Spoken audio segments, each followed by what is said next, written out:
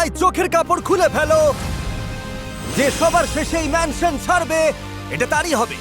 আমরা কেউ যাচ্ছি না। আমি তো যাচ্ছি না। বেশ, দেখা যাক তাহলে। চলে এসো ভেতরে বয়েজ। এখানে কি নিয়ে লড়াই হচ্ছে সবাই বুঝে নাও। এই বিশাল $1,00,000 ম্যানশনটা জিততে ওরা লড়ছে। এটা একটা, দুটো, তিনটে, চারটে, পাঁচটা, ছটা নয়, 7টা বেডরুম আছে। এখানে থাকার পর আমার অ্যাপার্টমেন্টে কিভাবে ফিরবো বলো তো? অসাধারণ। এই ম্যানশনে সব আছে। 3টে গেম রুম, একটা মুভি থিয়েটার, আমার এখান থেকে যাওয়ার কোনো কারণই নেই। একটা লাইব্রেরি, জীবনে তো আমি কোনোদিনই বই পড়িনি। একটা জিম। একদম ফিট হয়ে যাব। কিন্তু এখানেই শেষ নয়। না ব্রো, আমাকে এনে ওরা ভুল করেছে। নিয়মটা খুবই সহজ। যে শেষে বেরোবে বাড়িটা তার। আর এই লাল লাইনে পা দিলেই তুমি আউট। কালকে দেখা হচ্ছে গাইস। আচ্ছা আচ্ছা, শোনো শোনো, আমরা কখন উঠবো আর কখন ঘুমাবো? দূর ভাই, চুপ করো তো। আরে কে কোথায় ঘুমাবো ঠিক করবো কিভাবে? যে আগে ঢুকবে ঘরটা তার। আরে দাঁড়ো দাঁড়ো দাঁড়ো, এই রুমটা কিন্তু আমার। পেয়ে গেছি, আমরা ঢুকে গেছি। সবাই এখানে বেশ ভালোই মনে হচ্ছে। সব ঠিকঠাকই চলছে, কিন্তু সামনেই একটা ক্যাচাল হতে চলেছে ভাই। আর ও একদম ঠিক ছিল। দেখো, এই বাড়ির টিভিগুলোই সবার প্রিয় ছিল। আমি টিভি দেখতে খুব ভালোবাসি। যেটা দেখে চেজ চুপি চুপি গিয়ে রিমোটগুলোই চুরি করে নিল। কেউ রিমোটটা ফেলে দিয়েছে কোথায়? এইখানে। কেউ যেন ছুঁড়ে ফেলেছে। মাই গড। সত্যি এইসবের কোনো মানে হয়? এভাবে কেউ টাইম পাস করে নাকি আবার? কে করলো বুঝতে পারছি না। যেই করেছে সে খুব চালাক বটে। টিভি বন্ধ হলেই অনেকে পালাবে, শিওর। চলো ঘুমাই এবার, দেখা যাক কাল দ্বিতীয় দিনে কি তাণ্ডব হয়। গুড নাইট সবাইকে। গুড নাইট ভাই। গুড নাইট সবাইকে। গুড নাইট ভাই। মিস্টার বিস্টের ম্যানশনে আমাদের প্রথম সকাল। গুড মর্নিং বন্ধুরা। সব স্বপ্ন মনে হচ্ছে আমার। বাড়ির প্রতিদিনের রুটিন লাইফটা যে কত দামি সেটা এখন বুঝতে পারছি। সত্যি বলতে ভাই, মায়ের কথা খুবই মনে পড়ছে। বা চেজ, আগের ভিডিওতে অন্য প্রতিযোগীদের ট্রোল করে এখন এসব বলছো, দারুণ তো। ভিডিওর মানুষগুলোর সঙ্গে কথা বলছো, বউয়ের কথা মনে পড়ছে, বাচ্চার কথা মনে পড়ছে। বাচ্চার তো জন্মদিন আসছে, তাই না? শুনে রাখো ভাই, আমার কিচ্ছু যায় আসে না। আর একা চেজই যে এরকম ভিডিও বানিয়েছিল তা নয়। আসলে এদের সবাইকে এই জন্য বেছেছি কারণ এরা সবাই সোশ্যাল মিডিয়ায় বুক ঠুকে বলেছিল যে আমার চ্যালেঞ্জ নাকি জলের মতো সহজ, আর এরা খেললেই নাকি জিতে দেখাবে। শুধু আমি ভাবছি নাকি মিস্টার বিস্টের কন্টেন্টগুলো দিন দিন বড্ড সফট হয়ে যাচ্ছে।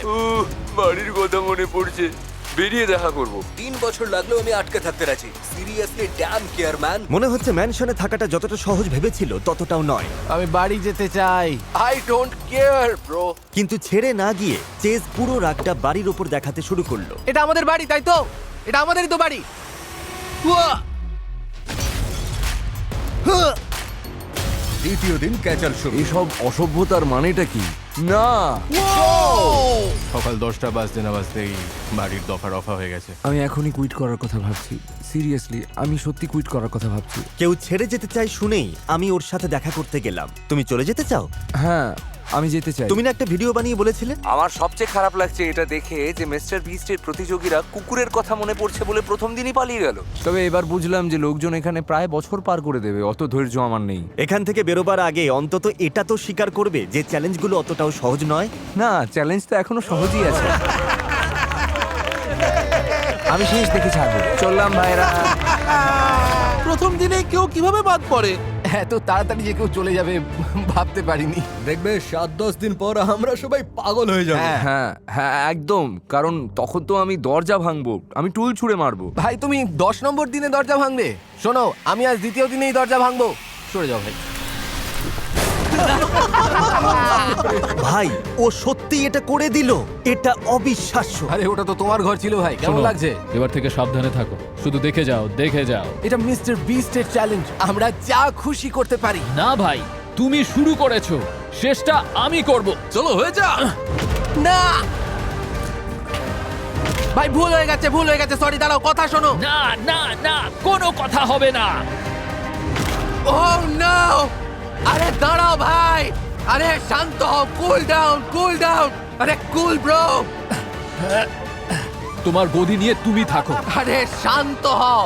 তুমি শুরু করছো? করেছো, খেলা পেয়েছো, এবার দেখাচ্ছি মজা। দাঁড়াও দাঁড়াও দাঁড়াও, আরে শোনো, দাঁড়াও।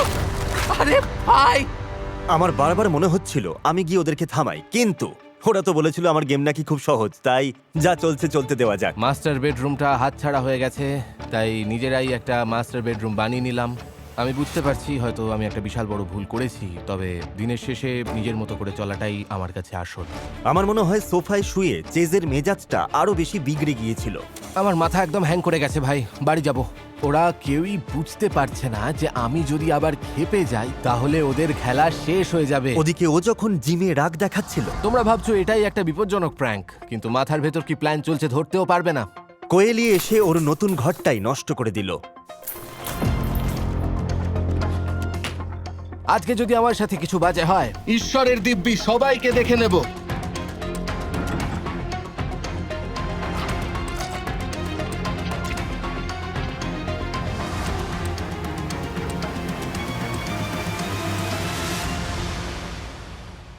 ও ও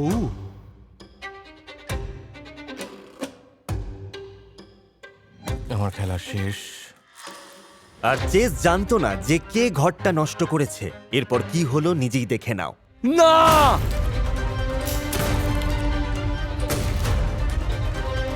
কিন্তু ও ওখানেই থেমে থাকেনি। Ranch sauce. কেউ আমাকে আটকাও, নয়তো খুব খারাপ হয়ে যাবে। একটু শান্ত হয়ে যায় কি?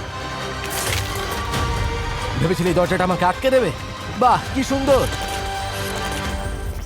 ভাই তুমি কি সত্যি Okay, সিরিয়াস থামো নাকি? এবার।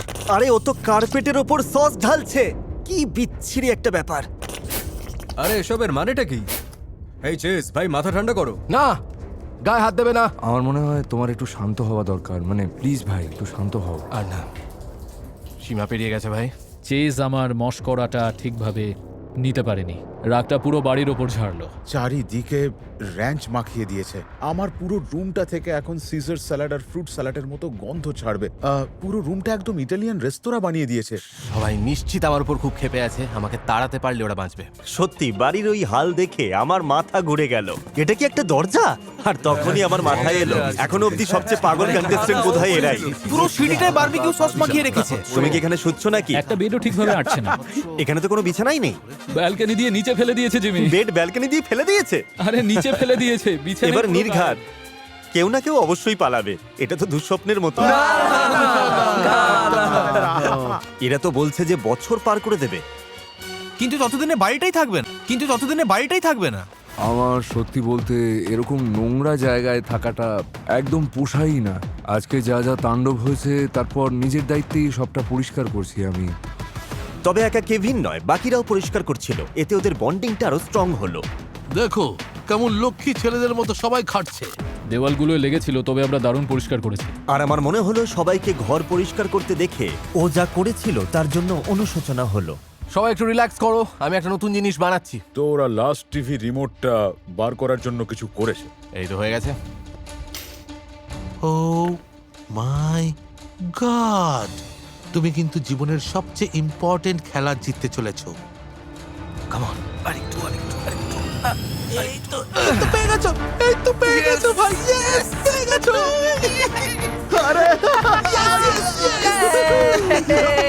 এটা কি কাজ করছে? বাটন প্রেস করো।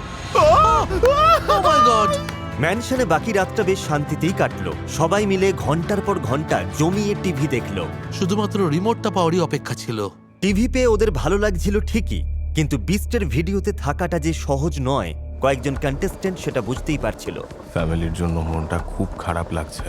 ওদের ছেড়ে যে কিভাবে থাকবো বুঝতে পারছি না। আর 5 নম্বর দিন সকালে আমি দেখলাম একজন চলে যাওয়ার জন্য একদম রেডি। এসব আমার কম্য নয় ভাই, বেশি দিন টিকতে পারবো না। শুনলাম তোমাদের মধ্যে একজন নাকি চলে যাবে। হ্যাঁ ভাই, এই যে আমি বেড়ালটা খুব মিস করছি। একটা বিড়ালের জন্য তুমি $1,00,000 বাড়ি হাতছাড়া করছো। ও আমায় মিস করছে। ঠিক আছে, আমি এক্ষুনি আসছি। আরে ওই ক্লিপটা দেখিও না জিমি, প্লিজ ভাই, প্লে করো না। আমি একটু মনে করিয়ে দিই, পাবলিকলি তুমি কি বলেছিলে? আরে ভাই, মিস্টার বিস্টের ভিডিওতে কন্টেস্ট্যান্টরা $1,00,000 ক্যাশ প্রাইজ ছেড়ে পুষি বেড়ালকে খাওয়ানোর জন্য বাড়ি দৌড়োয় কেন? শোনো মিস্টার বিস্ট, আমি থাকবো, তুমি ঠিকই বলেছো। সত্যি? পরে আবার দেখা হবে। তাই নাকি? না, মজা করছিলাম। উঠে পড়ো। ভেতরটা বেশ আরামদায়ক ছিল। হ্যাঁ, আরেকটা উইকেট পড়লো, কিন্তু তার ঠিক পরেই আরেকজন কন্টেস্টেন্ট চলে যেতে চাইলো। আবার দেখা হবে। আরে কি হলো? দাঁড়াও দাঁড়াও, গাড়ি থামাও, গাড়ি থামাও। বাই বয়েস, আবার দেখা হবে। ভাই আমিও যেতে চাই। কি? আমার মায়ের কাছে ফিরে যেতে ইচ্ছে করছে। আরে জিমি, আরেকজন আছে। আমার মায়ের কথা খুব মনে পড়ছে ভাই, সত্যি আমি মজা করছি না, সত্যি ছেড়ে দেবো ভাবছি। দাঁড়াও, আমাকে যেখানেই রাখো কোনো ব্যাপার না, এই ইয়ার্ডে থাকো, এটা তোমারই হয়ে যাবে। আর তুমি এখানে তারপর 100 দিন কেন, মোটামুটি 200 দিনও থাকতে পারবে। তুমি বলেছিলে 200 দিন, আর আজকে তো 5 নম্বর দিন। আরে আমি সত্যি ভাবতে পারিনি এই চ্যালেঞ্জটা এতটা কঠিন হয়ে উঠবে। আগের ভিডিওর প্রতিযোগীদের না। যে ক্লাউন বানিয়ে তুমি মজা করলে, আর তুমি নিজে এভাবে ব্যর্থ হলে ক্ষমা চাইবে নাকি? না, পরপর উইকেট পড়ছে, গাড়ির দরজা বন্ধ করার আগে আর কেউ যেতে চাও? ঠিক আছে, এখান থেকে চলে যাও। মাত্র 5 নম্বর দিনেই আমার সবচেয়ে বড় 3জন ট্রেলার হার মেনে ব্যাকপ্যাক গুটিয়ে নিল। আজকের সব শহীদদের জন্য স্যালিউট। 3টে উইকেট একসাথে, এরা 3জন একসাথে বেরিয়ে গেল আজ। তবে আশ্চর্যের বিষয়, চেস চলে যাওয়ায় কিছুই বদলায়নি। হয়তো ওর পাগলামিটা ওরা মিস করছিল, তাই পরের কয়েকদিনে ম্যানশনে পুরো তুলকালাম কাণ্ড ঘটলো। বাস্কেটবল কোর্টে কটা বই ফেলার রেকর্ড করতে পারি সেটা আজ দেখা যাক। ওরে বাপরে, এই তো চাই। কিচেনটা পরিষ্কার করতে কয়েক ঘন্টা সময় লেগেছে। পুরো মেঝেতে ছড়ানো ছিল। এখানে অনেকেই আছে যারা জিমটা খুব ভালোবাসে, ওদেরকে ভাগাতে হলে জিমটা ছাড়খাড় করতে হবে। জিমের সরঞ্জামের 12টা বেজে গেছে, ওয়েট ট্র্যাকটা দেখো। জানলাগুলো ভেঙে দিয়েছে। সত্যি সহ্য ক্ষমতার বাইরে চলে যাচ্ছে। এই বাড়িটা সত্যি খুব সুন্দর, আর এরা ভেঙে ছাড়খাড় করে দিচ্ছে। ও কিন্তু নিজের জিততে চাওয়া বাড়িটারই ভ্যালু কমিয়ে দিচ্ছে। কথা ফেরত নিলাম, গেমটা সহজ নয়।